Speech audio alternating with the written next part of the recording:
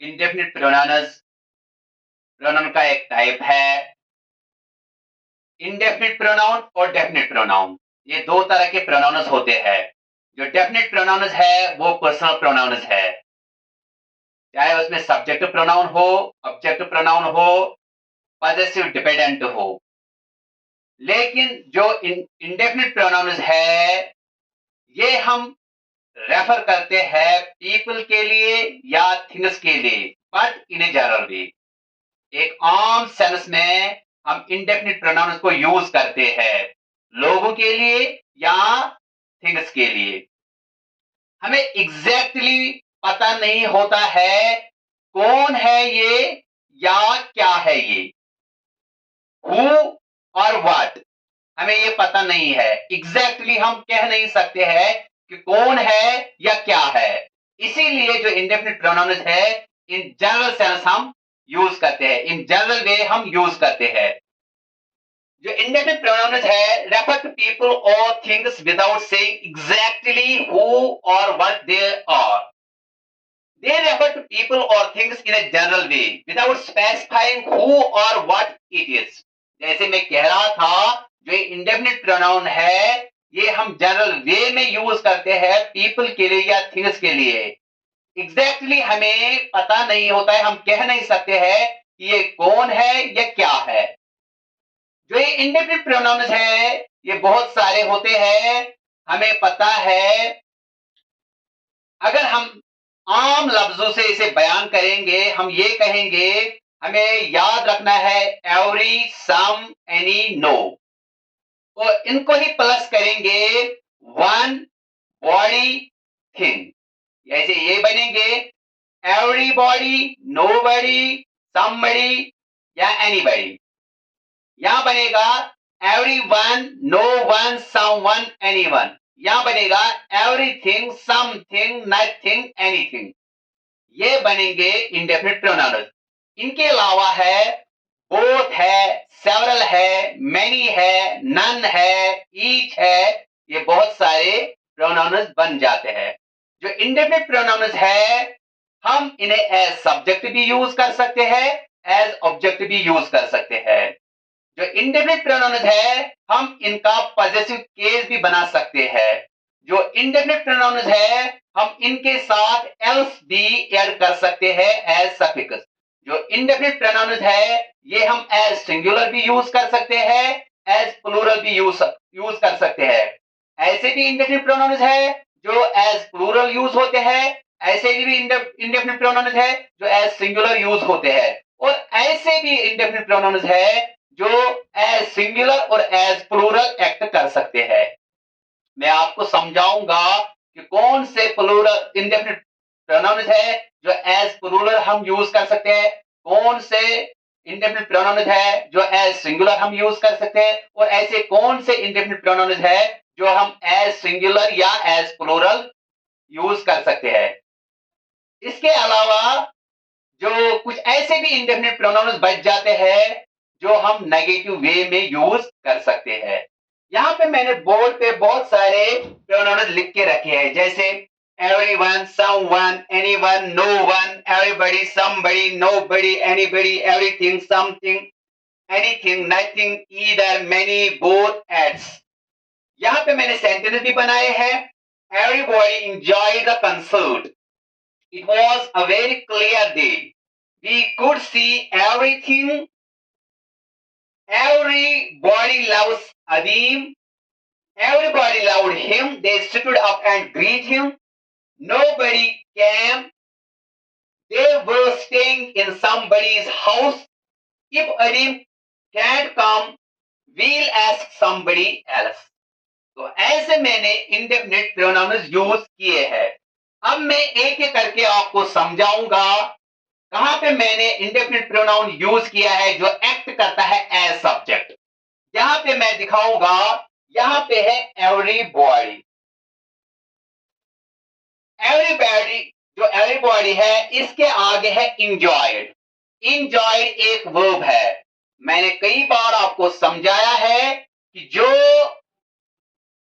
Verb, चाहे वो man verb हो चाहे वो ऑक्सिलरी वर्ब हो, उससे सब्जेक्ट होता है।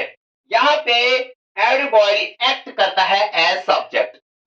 दूसरे सेंटेंस में it was a very clear day, we could see everything. यहाँ पे कुड सी है वर्ब, जो कुड सी है वर्ब यहाँ पे मैंने यूज किया है, और कुड सी के बाद इंडेफिनिट प्रोनाउन आता है एवरीथिंग। जो ये एवरीथिंग है ये एक्ट करता है एज ऑब्जेक्ट।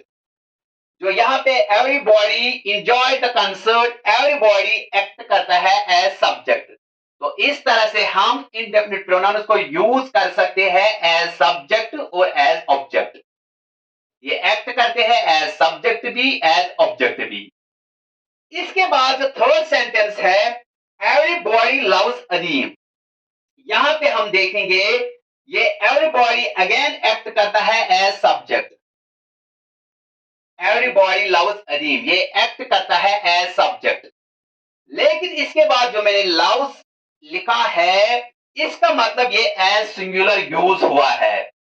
जो ये इंडेफिनिट प्रोनाउंस है जिनके साथ बॉडी होता है, वन होता है, थिंग होता है, ये एज सिंगुलर यूज होते हैं और इनको फॉलो करता है सिंगुलर वर्ब। अगर हम सब्जेक्ट वर्ब एग्रीमेंट की बात करेंगे उस वक्त हम ये कहेंगे जो ये इंडेफिनिट प्रोनाउंस है एवरीबॉडी, नोबॉडी, एनीबॉडी, समबॉडी, या everyone, no one, anyone, someone, या एवरीथिंग, एनीथिंग, समथिंग, नथिंग। ऐसे इंडेफिनिट प्रोनाउंस के बाद सिंगुलर वर्ब आता है। तो सब्जेक्ट वर्ब एग्रीमेंट के हिसाब से इनको फॉलो करता है सिंगुलर वर्ब। इसीलिए मैंने लिखा है एवरीबॉडी लव्स अदीम। लव्स एक सिंगुलर वर्ब है जो सिंगुलर सब्जेक्ट के बाद आता है। यहाँ पे सब्जेक्ट है इंडेफिनिट प्रोनाउन, तो इंडेफिनिट प्रोनाउन को फॉलो किया है सिंगुलर वर्ब ने। हो गए ये चीज। अब अगर हमें रेफर करना है, रेफर बैक, यानी कि इनके बदले में पर्सनल प्रोनाउन को यूज करना है, तो हम क्या कहेंगे? जो ऐसे प्रोनाउंस, ऐसे इंडेफिनिट प्रोनाउंस है इनके बदले में हमें दे को यूज करना है। जैसे मैंने यहाँ पे सेंटेंस में लिखा है एवरीबॉडी, यहाँ पे एवरीबॉडी इंडेफिनिट प्रोनाउन है, एवरीबॉडी लव्ड हिम।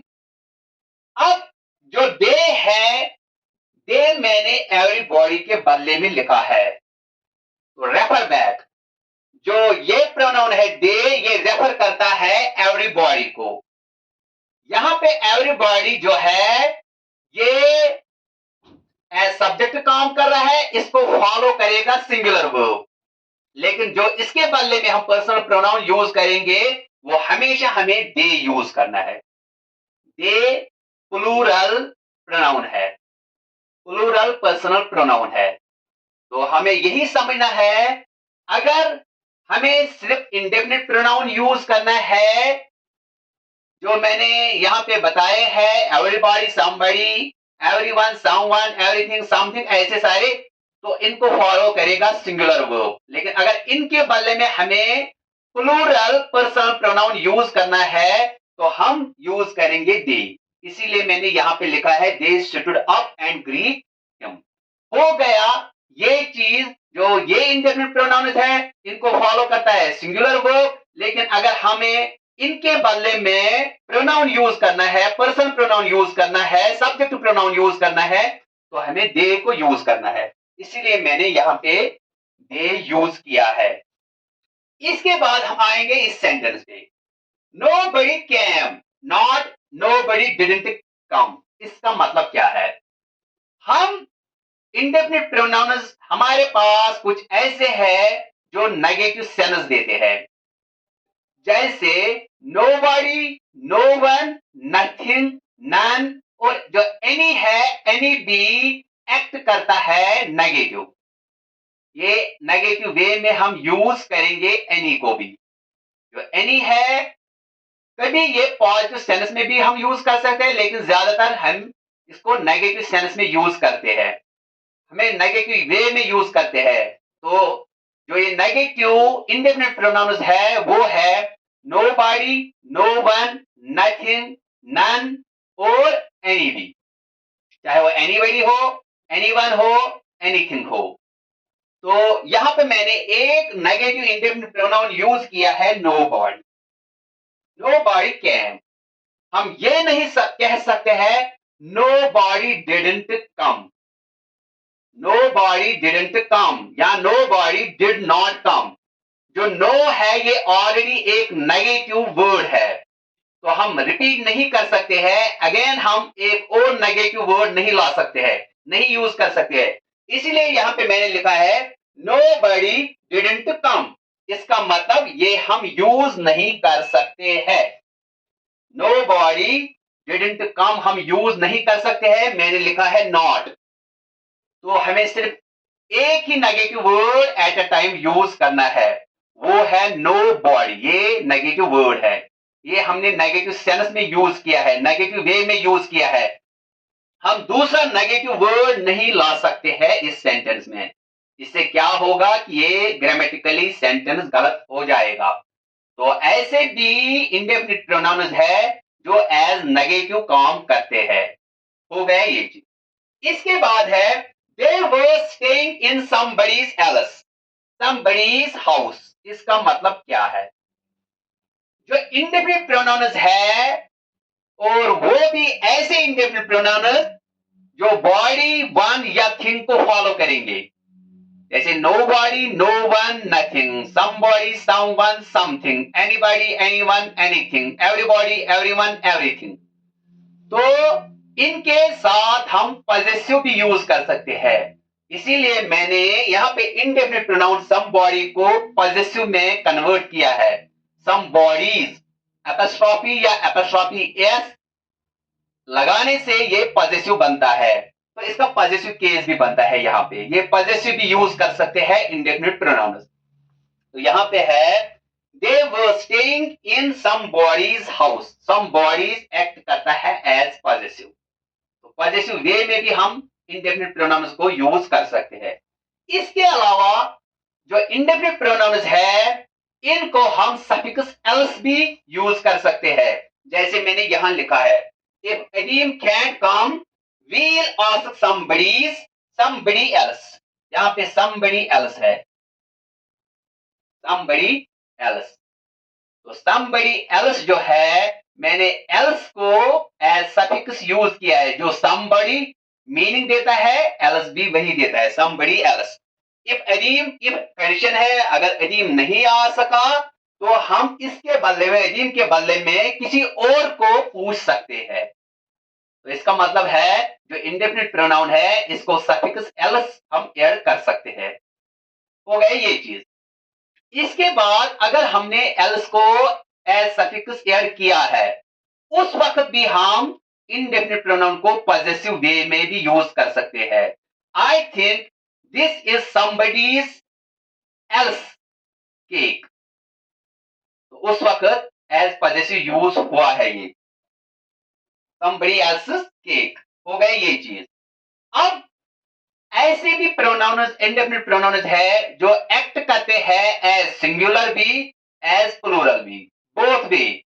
उन पे हम एज सिंगुलर भी, सिंगुलर वर्ब को भी ला सकते हैं, उनके बाद हम प्लूरल वर्ब को भी ला सकते हैं। यहां पे मैं एक सेंटेंस लिखूंगा all is well that ends well, all is well that ends well। अगर मैं all इंडेफिनिट प्रोनाउन की बात करूंगा तो all को फॉलो किया है सिंगुलर वर्ब ने, तो यहां पे all जो इंडेफिनिट प्रोनाउन है इस इंडेफिनिट प्रोनाउन को सिंगुलर वर्ब ने फॉलो किया है, इसलिए मैंने लिखा है all is well that ends well। दूसरा मैं यहां पे लिख सकता हूं all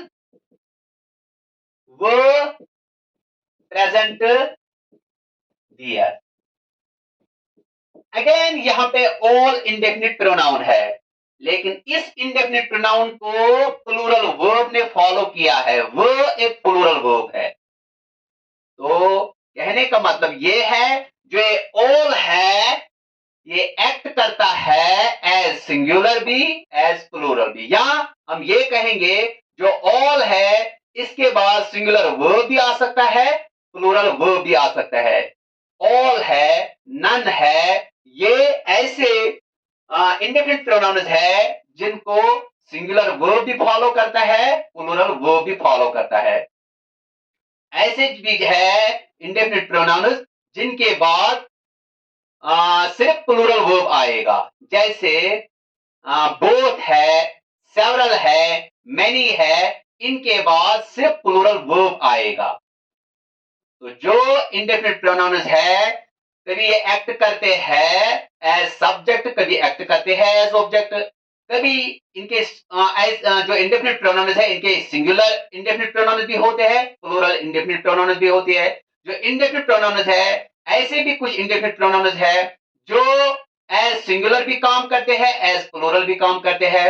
जो इंडेफिनिट प्रोनाउंस है इनको हम पॉजेसिव वे में भी यूज कर सकते हैं, पॉजेसिव इंडेफिनिट प्रोनाउंस भी बना सकते हैं।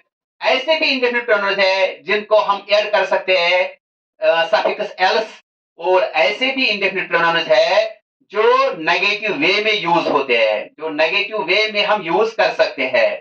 तो ये था इंडेफिनिट प्रोनाउंस के बारे में। ये इंडेफिनिट प्रोनाउंस क्या होते हैं, इनकी फंक्शन क्या होती है, इनकी एग्जांपल्स क्या है, इनकी प्लेसमेंट कहां पे होती है सब्जेक्ट में,